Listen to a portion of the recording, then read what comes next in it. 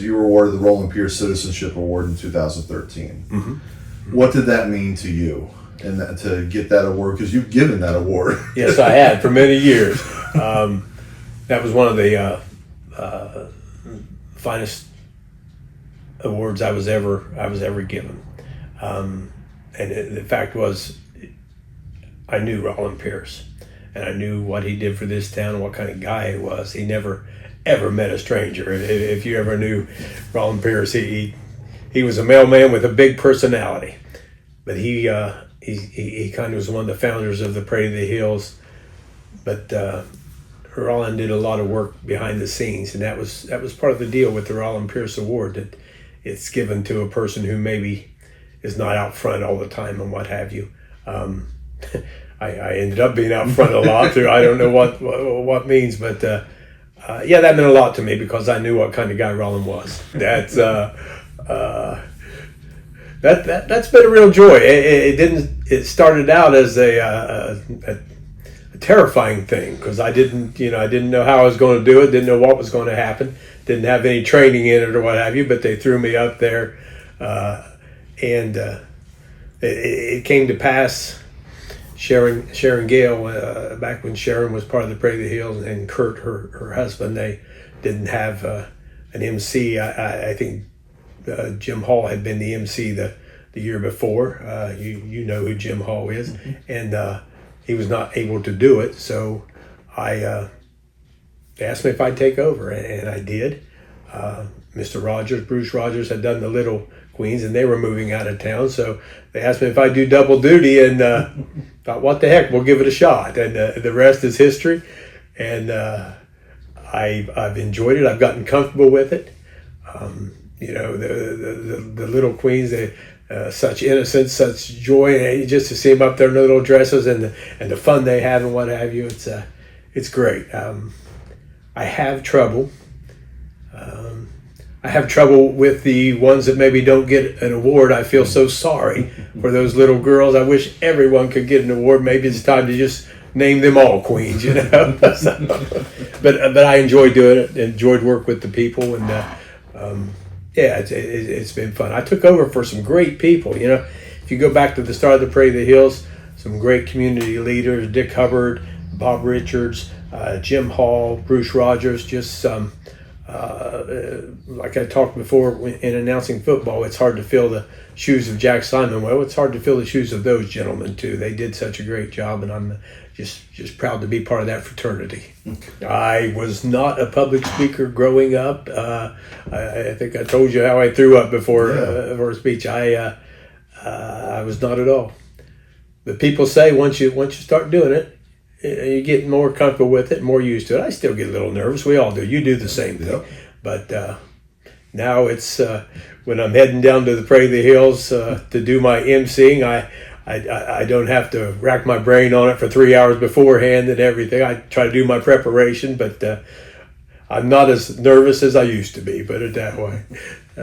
Coach, referee, announcer, scoreboard, clock. Mm-hmm.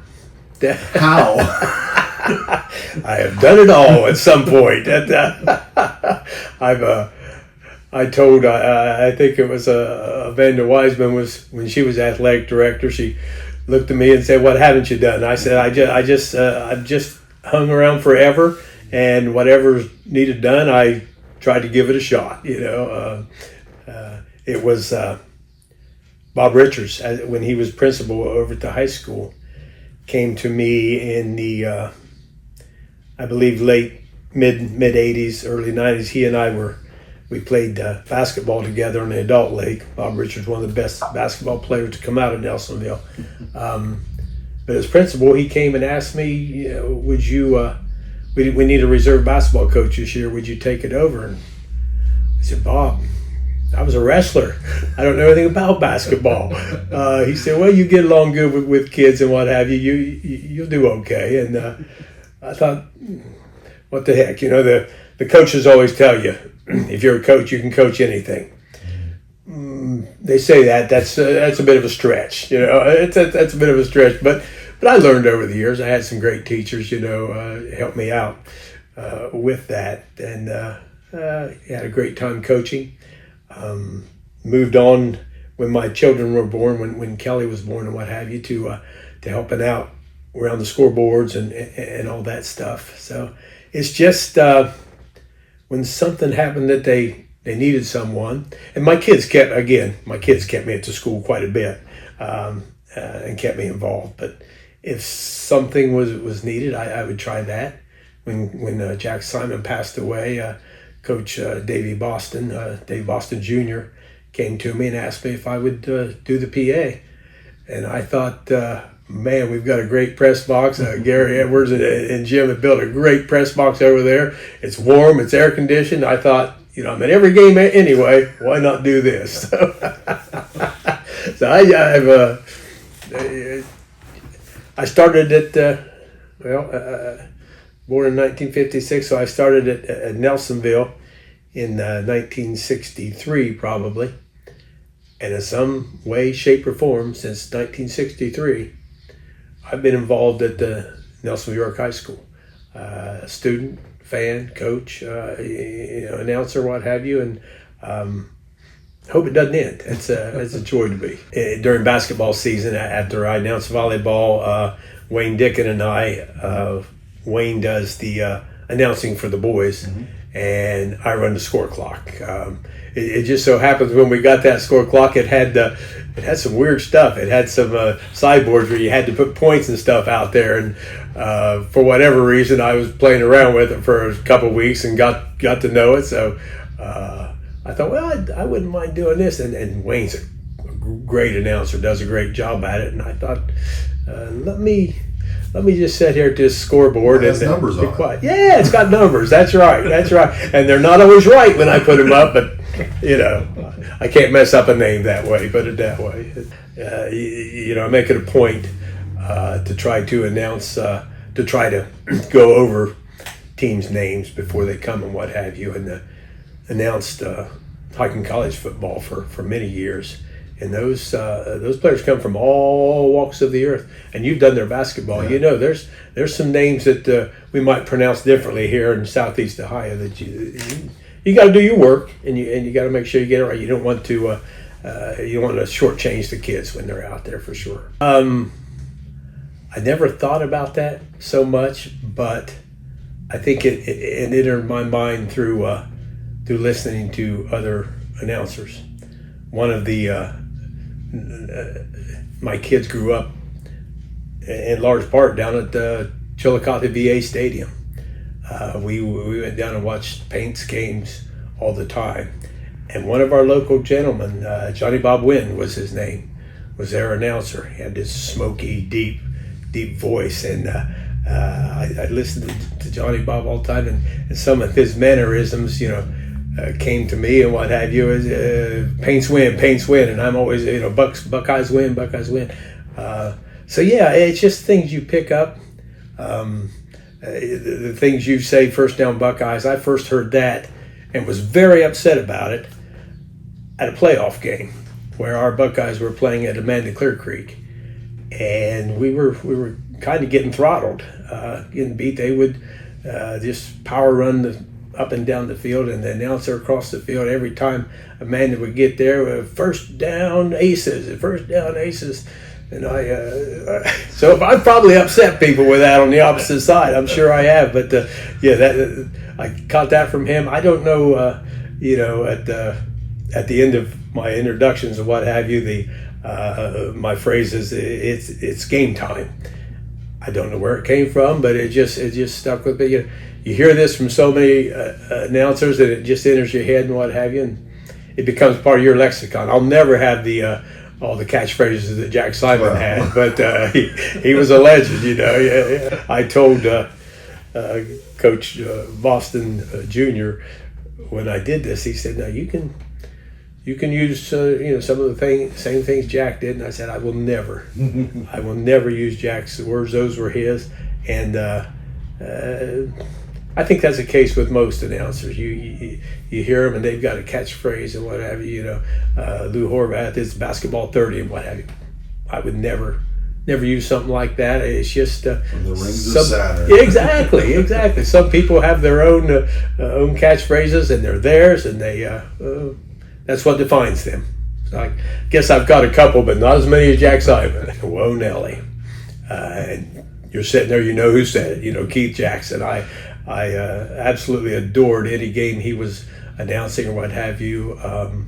If it was Ohio State, if it was anybody, Keith Jackson was the pinnacle to me. He just had a homey, the down-home nature to him that he could call a game. And when something happened, Whoa Nelly was the one I liked to hear, My kids were getting into it. And Hootie Wind, who started the Bitty League basketball program in Nelsonville and ran it for many years, was kind of getting out of it a little bit. And I offered to take the Bitty League program over at Nelsonville, York, and ended up running it for, 7, 8, 10 years, and really enjoyed going over and opening that gym every Saturday at 7:30 or what have you, and getting things ready and refereeing some of the games, keeping the scoreboard and what have you. I really enjoyed that, and it was probably because my kids were getting close to Bitty League themselves. I think I started coaching Kelly's group in 3rd or 4th grade, and Casey was 2 years younger than them, probably in kindergarten or 1st grade, and I let him play in the games too when they were blowouts or what have you. But so I ran that program for a lot of years, and they were good times. My kids talk about it often, about they know the CD I would play in the morning when I came in as I was getting the gym ready and what have you, and it was fun running that program. OHSAA Friend of Youth Award recipient 23-24 as a time run announcer for Nelsonville, York. What did that mean to you? It meant a lot to me. It meant a lot to me because of who was there with me. Jim McCumber was there with me. Got it at the same time. Jay Klein surprised both of us and called us out on the court, and I still get on him about that to this day. But the fact that I got to go out there with Jim. Jim's a few years younger than I am, 4 or 5 years, 2 or 3, 4, but kind of grew up in the same neighborhood, up on St. Charles Street, up in Bone Hollow, and we had a field there that we would play football and what have you in, and Jim was always part of our group and a good friend of mine, and boy, you'll never meet a more down to earth, humble, just friendly guy than Jim McCumber. And I was proud to receive that award with him for sure. The 2007 Person of the Year for the Nelsonville Chamber of Commerce. Yeah, that was a shocker to me also. Growing up in the newspaper and what have you, and on the radio, it was always great to hear the next day who that Person of the Year award was. It was always given during the Parade of the Hills and what have you. And it meant a lot to me that my community involvement was seen enough that they wanted to give me that award. But the night of it, to show you how blind I am to things, I guess, my daughter told me that she'd been asked to sing the Star Spangled Banner. She was going to sing God Bless America instead, I guess, or something patriotic. So that my wife told me, we have to go. We have to hear Kelly sing and what have you. Okay, we'll go. I wasn't planning on going to the Chamber of Commerce dinner that year. But we went and walked in, and I saw my mom and dad, saw one of my sisters, and still didn't catch on. I thought, well, they're all here to see Kelly. So when I got it and had to step up there to speak, I was totally unprepared and was again very nervous. But meant a lot because I know a lot of people who have received that award over the years, and they're great citizens of Nelsonville. So to be in that group is again very humbling, very very exciting. You've been Athens County Public Library's board member. Mm-hmm. Why is that important to you? Mm-hmm. That library system has been important to me since I was a kid. I knew where it was when I was a kid. It was on the public square right under the Opera House. Those used to be offices there, and the library was there. That's where I went there many times as a kid and read, so many books. I could I could get in the card index and I could find a book. It wasn't computers back then, but that was a good place to hang out and to learn to read and what have you. When they came to me and asked me to be on the board, I accepted immediately. Lauren Miller, one of our directors from years ago, fine lady, asked me to be on the board, and I enjoyed it. A lot of people don't know, but our library is actually sponsored. Our county library, Athens County Public Libraries, is actually sponsored by our school system. So our school board appoints the directors and what have you. And it's wonderful that in Athens County, with I believe 7 branches we have, Athens, Schoolville, the Plains, Nelsonville, the hub of the Athens County Library System is right over there in Nelsonville, and hope it always stays that way. We've got a great library, and I think it's as important to this town as anything else, still to this day. Nelsonville Community Foundation committee member. Mm-hmm. That's relatively new. I think that community fund was established 4 or 5 years ago with funds from the sale of the former Nelsonville High School on Fayette Street. You've got Dorothy Gettle, Betty Jo Parsley, Anita McDonald. Those ladies tended to that school for many years as it was empty and what have you, and some people thought falling apart or should be tore down. Their vision was different. Their vision was to find someone to turn it into something viable again, and they did that. And the funds they got from the sale of that school were used to establish the Nelsonville Community Fund through the Foundation of Appalachian, Ohio, there on the square. So that, when it was at its inception, they asked me to be on that board, which awards grants to various entities throughout Nelsonville, New York City schools, and what have you, every year. That grant cycle's coming up here pretty quick. I think we'll be giving out awards again in September or October. But yeah, it's done a great thing to advance causes in Nelsonville, and I am so happy that one of the ladies, Betty Jo Parsley, who was instrumental in keeping that school viable or in its present shape, is still on our committee to this day. And those ladies did a great service to Nelsonville. If you look at the apartments that school has become, the Woda Company did such a great job with that, Joe, and they manage it very well. It's always clean, great residents there. I was able to tour it when they got it done. They kept the classrooms pretty much like they were. I went to one apartment and the chalkboard was still up there. They incorporated part of the school into the apartments, and I thought that was so cool. That's cool. Yeah. ACENET, Appalachian Center for Economic Networks. That's been a while. That's been a while. Yeah, I was on that board for a couple years.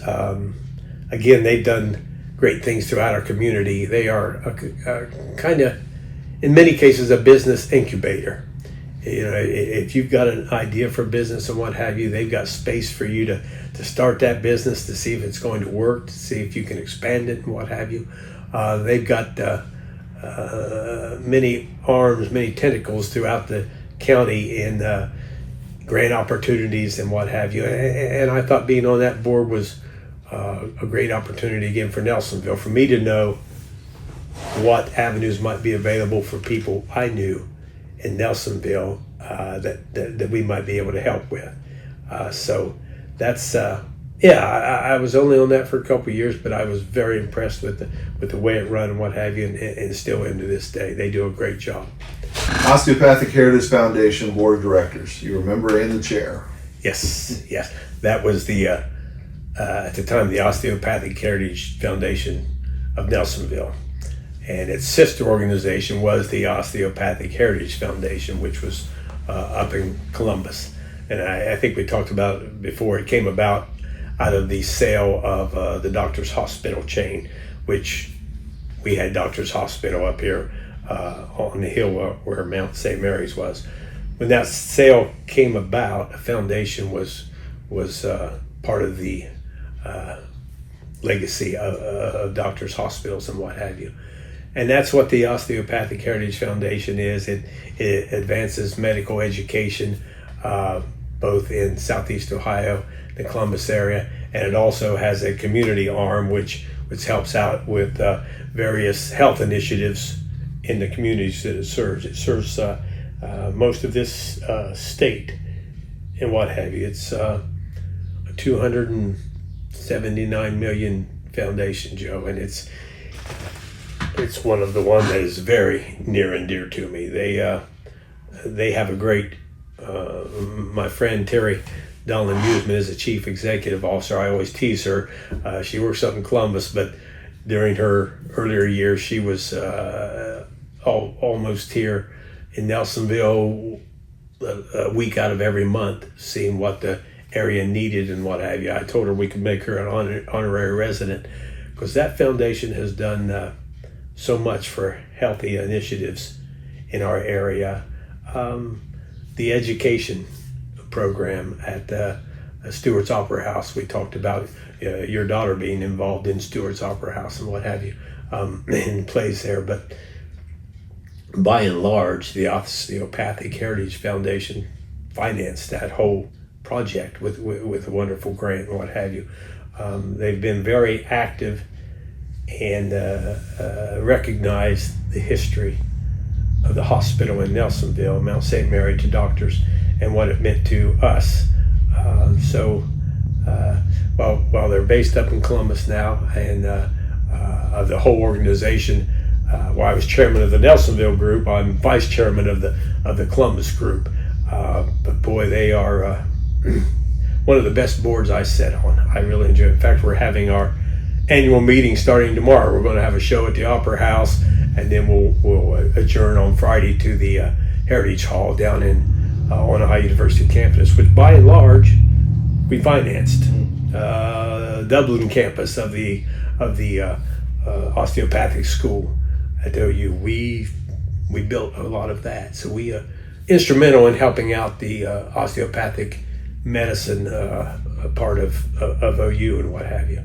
So we'll be having our annual meeting down there, and I always enjoy seeing the wonderful people on that board too. So that's very near and dear to me. Yes. Well, with that, you were board chair for Doctors Hospital, and then you were involved in boards for the Southeast Ohio Medical Advisory Committee. What was important for you to be on this medical side of the community aspect? I realized the importance of medical facilities in Nelsonville. One of the saddest days of my professional career was when our hospital closed. We could see the writing on the wall for years, and we maybe put Band-Aids on it year after year after year. But the fact that we had that hospital all those years, the fact that we had an emergency room, the fact that we had a place to go in this town was very, very important to me, and I was happy to be on that board. I wish to this day that we didn't have to close that hospital. I think the urgent care that we have in Nelsonville is wonderful right now, and the family physician part that is up there that has worked out very well. It's not a full service hospital, but we were able to make sure Nelsonville still had medical facilities in town, and I would have fought tooth and nail against that sale if we were not, given those facilities. So yeah, I think it's worked out well. I've been to the urgent care many times myself. I still go to the family physicians up at the urgent care, and it's a great building, great place, great people. So that's so it's still a legacy of our hospital in town. And while it'd be great to have a full service hospital again. We'd probably be the smallest town in the state that had one. That's I guess we got the best we can out of it. From Hocking College student to Hocking College Foundation. Had a few years on the Hocking College Foundation when it was just starting out. Some great names on that foundation with me: Don Wood, Don Gable, some great people back then. But Dr. Light was still the president of the college. It's hard to realize how difficult it is. A foundation is all about raising money for the institution. And that's the same way with the Hocking College Foundation. People don't realize in many cases that a 2-year college can be an alma mater also. You see your 4-year colleges, your Ohio State, your Miami, your OU, and what have you, with these great big endowments. In many cases, you go to a 2-year college and you go on to a 4-year, and then you consider that your alma mater. So fundraising in that area is a very, very difficult thing, but I think we did a pretty admirable job of doing that with various events that we put on and alumni.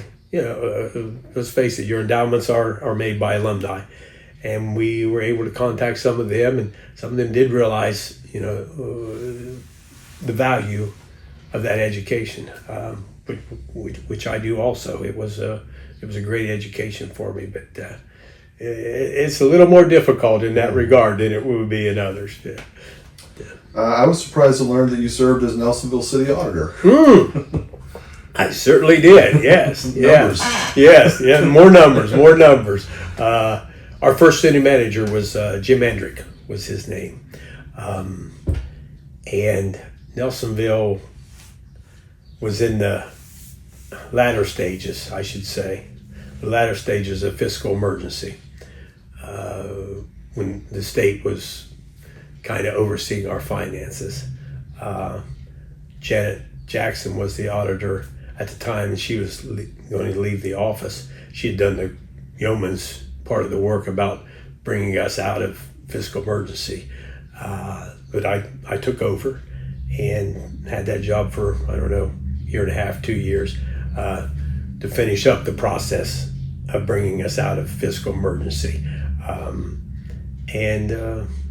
It was great to learn how city finances work. They're a lot different than bank finances, but the auditor is a very important job in our city hierarchy, and I found that out. And we've got Taylor Sappington's our auditor now. He's done a great job in advancing how that operation works over there and what have you. So those were valuable times to me. I learned a lot. Glad we're out of fiscal emergency, but and I hope we never have to go back there. So it does. It means a whole lot to me. The fact that we're sitting in this Baird office now, talking about a foundation that was started in 1976 by the gentleman you took a picture of on the wall, Mr. Baird Stewart, who loved Nelsonville and bequeathed money to it to help various causes throughout the city over the years. It's been fun over the years of my banking career. This office was here, but it wasn't used. It was very antiquated and what have you. Then about 2 or 3 years ago, as I started to wind down and wanted to make the Baird process more formal and have people meet here if they wanted a grant or what have you, we cleaned it up, made it a little bit better. You got Jane Harmony, Susie Wickman, and Judy Smith spent hours in this place cleaning it up and what have you, redoing the carpet and making it a viable office, which is a great place for me to come and do the work of the Baird Fund. It's just for Nelsonville now, I think it's very important that we have this fund. I'm so blessed that we do. We're able to help out with so many causes. I think I mentioned before, since 1976, we've donated over $6 million to various causes in this town. If you look around at the places that are that you've been to in Nelsonville, we probably had a hand in a lot of them, helping out with many of them, as many of them as we can. I want to keep doing that. I want to keep improving Nelsonville. I want to keep improving the Baird Fund. There's things we can do to find out how we can target better areas and be more aware.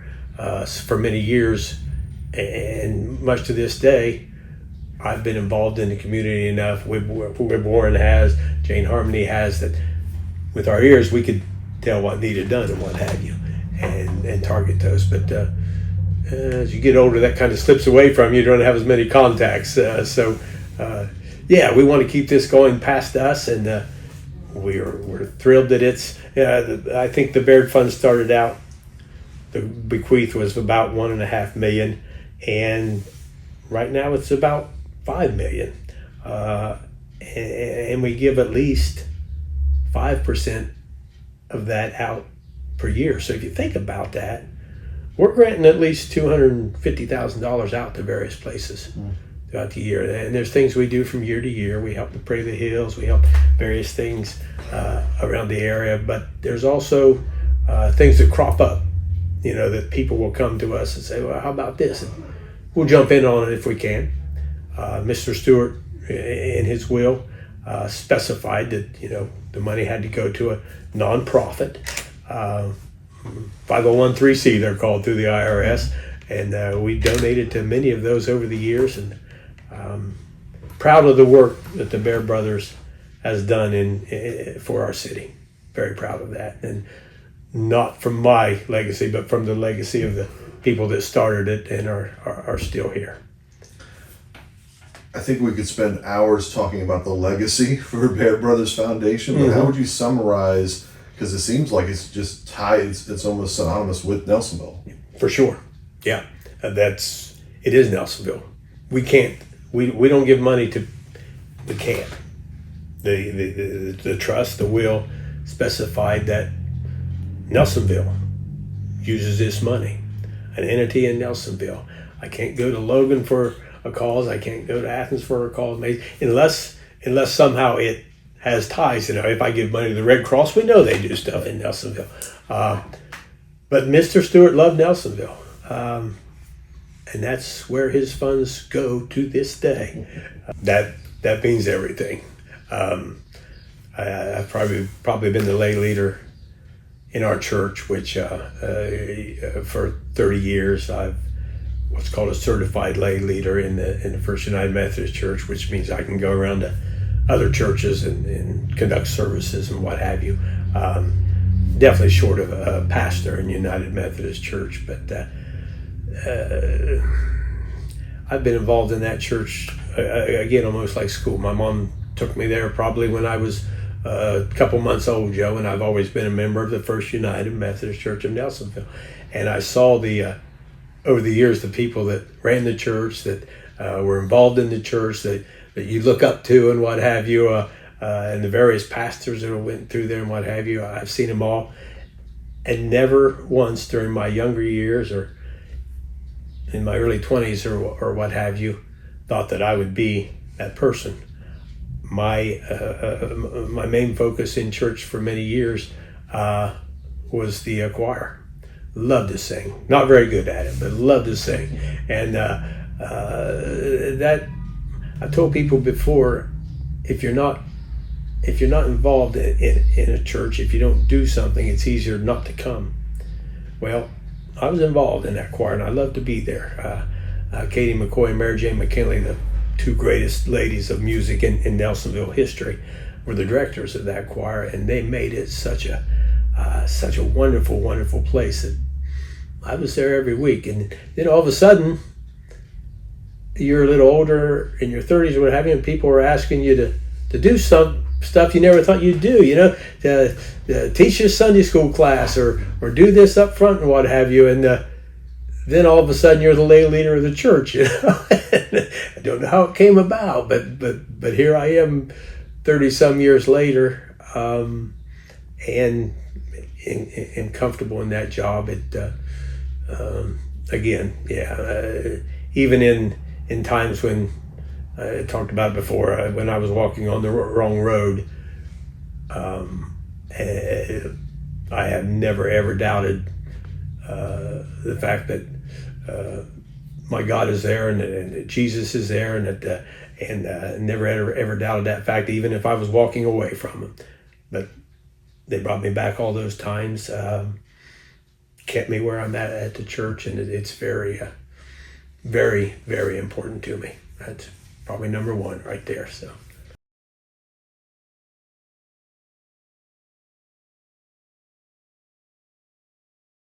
You know, the greatest guy on the planet, as far as I'm concerned.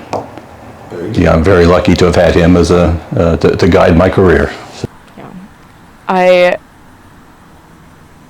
if you know him, everything I'm saying like is just going to, yes, that's him. But he is a sensitive soul who cares about others, who wants to push others to be their best, cares about just people as a whole, and wants them to be successful, and he will do anything in his power to help others be successful. A lot of what I do as a parent with my children, where I'm losing patience, I have to ask myself, like, what do I think my dad would have done in this situation, you know? And that kind of helps me picture, like, okay, this is what I should do. And a lot of times I don't live up to that image, and I know that's just an image. Like, I know my dad wasn't the perfect parent, you know. I know he made mistakes, probably lost his temper with me a couple of times, but I don't remember any of that, you know.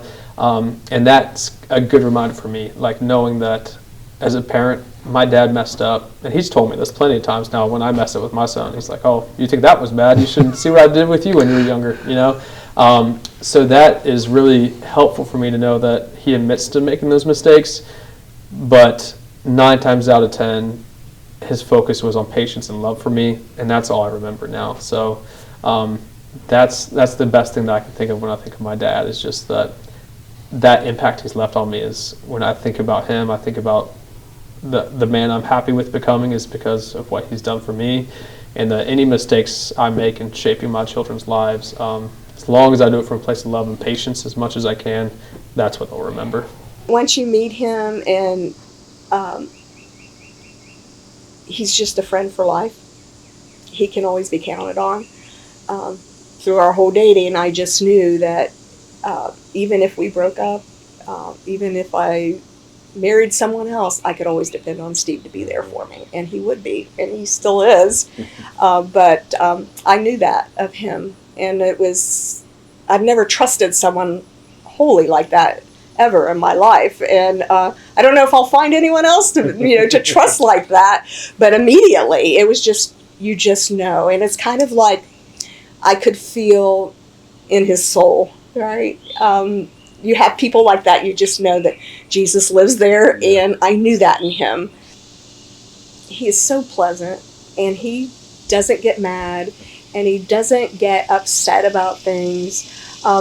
I have to almost force him to tell me what he would like to do, or what is upsetting. What would you like me to do different? I really can't get that. I have to pull it out of him. He's so easygoing. Unlike myself, because I'm always saying, "Oh, well, let's do this," or "I like it this way," and it's harder for him, and it's not necessary for him to have his way. Or he's always listening. He's very observant. He knows me better than I know myself because he's so observant. Yeah. Once again, once you meet him, you know that you have a friend for life, and he will always be there for you. So he's a solid presence, and he's my rock, and I think he's a rock for a lot of people. He's very humble about it, and there's many things that he does that I don't know about until someone tells me about it, and they're like, "Why don't you know this?" Because he doesn't talk about those things. I need you to tell me these things. When I think about Steve's legacy, I think about that he doesn't really have a bucket list. He thinks about how I want to be remembered when I'm gone, and that's how he lives his life. How will I be remembered? How will I be what is my impact rather than where do I want to go, what do I want to do for myself. He's selfless, and he thinks about that. I think that will be his legacy. He will be remembered well for being selfless. I do.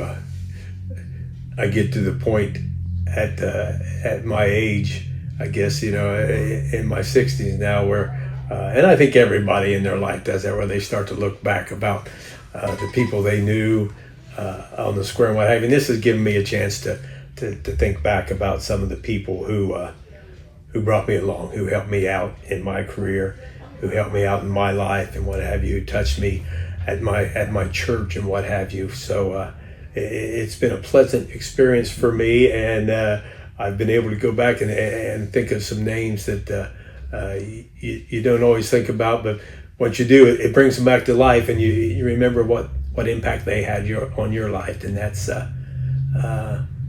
what this has done for me, and I certainly appreciate it.